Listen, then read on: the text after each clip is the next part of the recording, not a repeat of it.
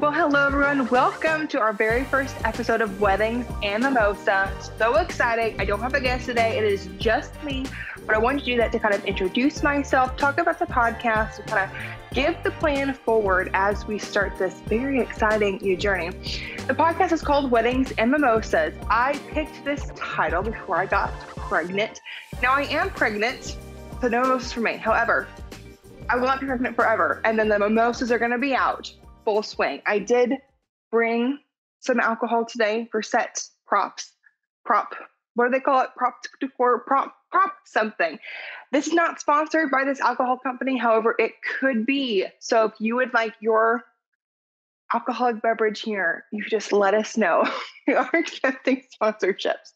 Instead of even having a fun drink, I have coffee, which is a fun drink. I am down to 1 cup of coffee a day, because I'm pregnant, and my husband had just foamed the milk and put brown sugar in it, and this is my only cup I got. So I could not waste it and drink it later. So I have an alcoholic cup, a little flute coupe glass, perhaps what you call it, full of chocolate, my favorite kind of chocolate, provided by my mother-in-law. So we don't have a mimosa, but we do have coffee, and we do have it in a really cute glass. So we're kind of winning. So get the drink of your choice and take a sip and settle in, because it's time for Weddings and Mimosas. I started Weddings and Mimosas not for an excuse to day drink. However, that would be a benefit, but either way. But I started Weddings and Mimosas as a way to get people in the industry who I know are so talented, have so much expertise, on giving them a platform to talk about their craft and skill. There's so many people on Instagram and TikTok and YouTube who have photographed a wedding and now they think they're experts. And they give all these tips and opinions and tricks to bride and grooms. And I think it's very, I don't want to say harmful because it's not that serious, but it's just kind of confusing and stressful to bride and grooms. And I have them coming into meetings with me once they've booked, and they have all this anxiety and all this pressure and all these ideas from the internet. And most of the people they're getting this from are not experts in the wedding field at all. And so after seeing all these people go viral, I was just like, why do these people have a platform? This must be a need in this community, because these tips they're giving actually are not that helpful. And so I was like, well, if there is a need, I know so many people who are so talented that could give such great advice to brides and grooms. And so that's why Weddings and Mimosas was born.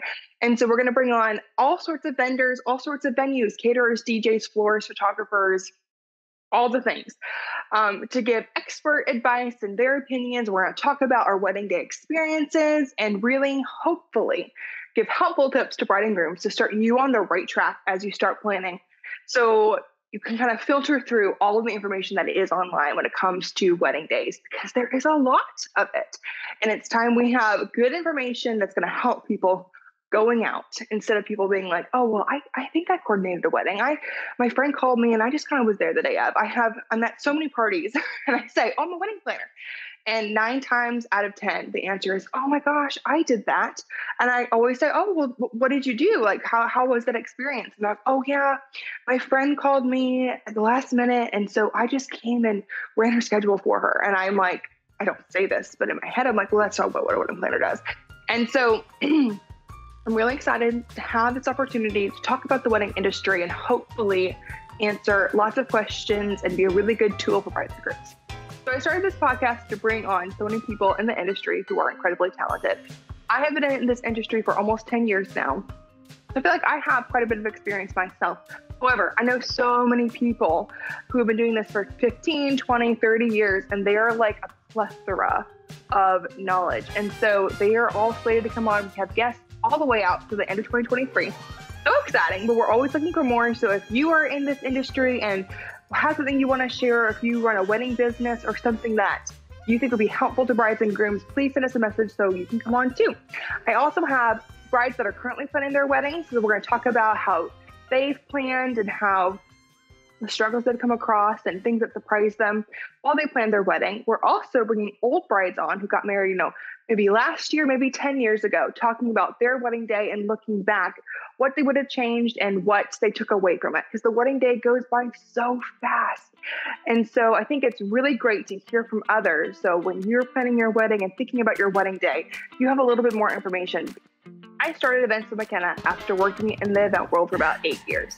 I started as a hairstylist, and then I started as an assistant wedding planner. And I was an assistant for about 4 to 5 years before I ever did very many weddings on my own, because I started really young. I was like 16 or 17 when I first started. And so Cindy really took me under her wing and was like, this is everything you need to know. And I really just shadowed her for years. And then after that, I was an event planner at a venue, and I also just did weddings kind of on the side for years, just by word of mouth. Weddings, and events and weddings at a venue. I loved working at a venue. I really did. However, you can get really burned out in this field really quickly. And I think I was doing events every weekend, and I was feeling really burned out. And I left that job and I worked for another event company, and I was just feeling really burned out with her too, because I would work weddings Thursday, Friday, Saturday, Sunday, and then go right back into work on Monday and just be exhausted and you don't have any time with your family. I was newly married and working for someone else, and I would be so frustrated because I'd have to follow, when I worked at the venue, I had to follow the venue script. And when I worked for this other person, she was lovely, but I had to follow her script. And there were so many things that I wanted to do as a wedding planner for brides and grooms that I just wasn't allowed to do. At the venue, I was there to protect the venue. With this other company, I was there on her behalf. And so I would run the wedding day, but there was a lot of things I couldn't say, I couldn't do because of her company rules, which, is fine. Everyone has rules. However, I felt really boxed in and really burned out. And so I came home for an event one day and I was so frustrated. And I looked at my husband and I was like, Spencer, I'm so frustrated. I'm so exhausted. I work so hard and I feel like, why? And I just was really burned out. And I said, I could do such a better job than she could. I just don't know why I'm not doing that. And Spencer looked at me and he was like, yes, you could. And the only reason why you're not is because you don't believe in yourself enough to go out on a limb and try it. And I just sat there. The next day I started events with McKenna. It has been a whirlwind full of ups and downs and different challenges. It has been the best decision I've ever made besides marrying my husband. That was the best. So the second best decision I've ever made. Definitely the best for my career. I have been so fulfilled and so happy. I'm really strategic about how I structured events at McKenna for my bride and groom's sake and for my sake. Working at, a venue for so long and then working for someone else, I really knew what I did and did not want to do. And I know I didn't want to work weddings Thursday, Friday, Saturday, Sunday. And I also knew that events at McKenna really should be more caring with our brides and grooms and not just book as many as we possibly can so we fill up our calendar and not actually take the time to care about them and know about them. So that's the thing that I really take seriously. I don't book weddings every weekend unless it's like something crazy is happening, and I don't overbook. And so I book just enough where my calendar's full. I book about 2 or 3 a month, but I don't book Thursday, Friday, Saturday, Sunday usually, and I don't book 4 weddings a month. I usually do about 2 to 3. And I do that because I have time to get to know my brides and grooms. They're not just numbers on a spreadsheet. I know their names. I know about them. I know their families. I know the craziness going on in their lives, so I can take time to actually care for them in a way that they need it. Planning your wedding is so stressful, and it should be so exciting and so magical. And there's so many things that are up and happening when you're planning your wedding. It's not just, a wedding and a big party. Family drama always comes up around weddings. Feeling a loss of a loved one always flares up around a wedding because, it's this huge momentous day and you're sad that people that you love won't be there. And so there's always more to it than just a wedding. There's all this stuff behind the scenes. And I think as a wedding planner, I can really come alongside couples and support them and give them the care they need when I don't have weddings booked Thursday, Friday, Saturday, Sunday, and then some. I have planners in 3 different states, California, right outside of Dallas, and then Orlando, Florida. And so even with them, when I'm booking their schedules, I don't book them every weekend. I give them time to spend with their families. And that really helps coming into weddings, really refreshed. It helps us not get burned out. and it really has longevity in the wedding field, which a lot of people don't do. I think a lot of people in this field just book because they want to make as much money as possible. They just book. And I think bride and grooms really suffer because of that. And so do the workers. Like the burnout rate is really high. 5 fun facts about McKenna are, the first one, I gotta keep track. So I can just keep rambling. Number 1, I graduated from Cornell University. I loved Cornell. I love Cornell so much. It was the best part of my education, far and above everything else. I learned more in Cornell than I did high school, middle school, all of it. Cornell, I can't say enough wonderful things for Cornell University. I just loved it. I love the color pink, as it might be very clear, pink. When I first moved out and had my own apartment, and then when I got married, I was like, McKenna, you're an adult now. You can't be so obsessed with pink. So I even had like custom towels made by widows in Africa because I used to work for a nonprofit. We'll talk about that later because I love this nonprofit. But I had custom, beautiful light blue towels, hand woven. And so I used that color scheme for my kitchen. I still have those towels because they're great quality. But about a year into our first apartment, I just started slowly like bringing more pink in. Like I registered for a pink mixer for our wedding, and it was like the first piece of pink that came its way into my kitchen. And then it was like, oh, a spatula, and then oh, this, and then I bought a pink toaster. And then when we moved again, I told my husband, I was like, I effing love pink. I love pink so much. Why am I running from it? And so now my whole kitchen is pink. My microwave is pink. Whatever we build our forever home, I'm having a pink fridge installed. So it might be to an extreme, but some extremes are good. Extreme happiness is not always good, but extreme pink is. We are here for pink. One of my biggest pet peeves is unmotivated people. I can't handle very well people who always complain about a situation but don't actually do anything to change it. Little baby McKenna, I think I was like 8 when I started saying this to myself, and I probably heard this somewhere, but I have coined the phrase. And so if someone else came up with this, credit to whoever that was. But I would always say, you can't choose the cards you were dealt with, but you can choose how you play the game with them. That's what I always said to myself. I still say that to myself. And so I feel like people who just complain but never work or do something to change the situation really drive me crazy, because we all have had terrible situations, and it's how you overcome it, not wallowing in it and just sitting there. And so people who aren't motivated to go out and make their life better, I have a really hard time with, which probably isn't very nice of me, but here we are. I'm terrified of heights. I'm so afraid of heights. Like to an extreme. I don't do roller coasters. I don't do ladders. I just don't. My husband and I were touring this old building in Hollywood, and we were on the 7th floor with the owner who was showing us, and the elevators didn't work, so we were taking the staircase, and we got to the 7th floor and the door shut behind us, and we were trapped on the 7th floor, and these ceilings are high, so it's not like a short 7th floor. We're like up in the air, and we had to take this rusty, rickety old staircase to escape with the owner, and I like freaked out. I was like, I hate heights. I lived overseas for a while. I lived in Romania for a summer. I visited Africa. I loved it. I love being overseas. I hope as soon as Jack is born, we're doing all the things. And I think that's really good for kids to just kind of go out there and see the world, get out of your own bubble. We're really blessed and spoiled in America. And I think getting out in other parts of the world is really good, especially for kids. It's good for adults too, but it's really good for kids because it kind of forces them to not be such pampered, spoiled people. Those are my 5 fun facts about the worst event I've ever done. It's very vivid in my mind. I talk about it quite a lot. It was a long time ago, and it was when I was working for a venue. And this poor wedding had a lot of things going wrong from the get-go. And sometimes those events just happen.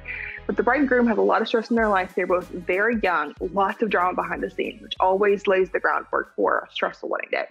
But this wedding day, everything that could go wrong did go wrong. Like the ring bearer's pants didn't fit, so we had to staple them on. A bridesmaid didn't try on her dress until the day of the wedding, and I had to like sew her into her dress. Someone stepped on the bride's foot, and the bride got blood all over her wedding dress. They didn't hire a florist, so their friends came and set up the flowers in the reception venue, and they just did a very quick job. And so there was just, even though it was set, it was done, the linens were done, the napkins were on the table, the floor was vacuumed. There were flowers and like greenery stems. It was so dirty. And so me and the venue maintenance person just like spent like at least an hour and a half wiping off all the tablecloths, removing all the stains on the tablecloths from the greenery, and then vacuuming. So the bride and groom didn't have a trashy reception. And then they had really bargained down their caterer because I think they were friends with her or something. But the caterer was so overworked and so frustrated that halfway through the reception, she walked out, and then we had no one to like serve or clean up the food. They had like 30 people show up who weren't on our guest list. And instead of like turning them away, the guards were like, let everyone in, let them in. And so we didn't have tables for like 30 or 40 guests. It was crazy. And we didn't have enough food for everyone. And the caterer was gone. And so it was an actual disaster. So I remember after that event finishing, my boss and I sat down together and we're like, this will never happen here again. And so we wrote a whole new policy for the venue after that, which was a great learning experience for me, to see that kind of thing go down and be taught, okay, this was a disaster on our end. Just because we did not have enough rules in place, what do we need to do so this never happens again? And I don't think the bride and groom knew most of this happened, which is great. That's always the goal. But it was a very chaotic day. And someone who is so talented and great at events once told me, McKenna, there's no disasters in a wedding day, just hurdles to overcome. So I shouldn't say it was disastrous. It felt disastrous, but there was lots of hurdles to overcome. And I think I slept for 2 days after that wedding. It was exhausting. My long-term goals for events for McKenna are to keep growing. We have planners in 3 different states right now, which is so fun. Long-term, I really would love to be at a venue again. I'm on a lot of preferred vendor lists, so I'm at the similar venues quite a bit. However, it's not the same as being at a venue day in and day out. I don't want to work for a venue. I want to own a venue, right? So it's a long-term plan, and I think I will still keep Events McKenna the way it is, and the venue might be separate. But I miss the venue. I had a really good experience with the venue I worked for the most part, and so I miss that part of event planning. And so I would love to dabble in that in the future, possibly with a vineyard. So stay tuned for that. I love being a wedding planner. I think that it's one of the most fulfilling things I've ever done. A wedding is one of the most special days of a person's life, like weddings and funerals, but you're not there for your funeral. Your funeral is really for other people. And so the wedding is the biggest party and celebration and biggest moment of your life. And to be a part of that with so many people is so special. And there's some jobs that feel the same day in and day out, but every wedding day is different and special in its own way. And there's so many precious, lovely moments that I get to be there for that I never would in a different job, like putting the veil on a bride, holding her hand up before she goes down the aisle and telling her she looks so beautiful is like so special. And every wedding is just such a privilege, such an honor. And so I love my job. It's so special. And I'm thankful for all the brides and grooms that trust their day to me and my team, because it is such a privilege and such an honor. So thank you. Thanks for listening to our very first Wedding Mimosas podcast. Even though we're mimosa-less, but we do have like parts of the mimosa here because this is sparkling. So have a wonderful day. More episodes are coming soon with actual guests and not just me here rambling in pink. Have a great day and stay tuned for more.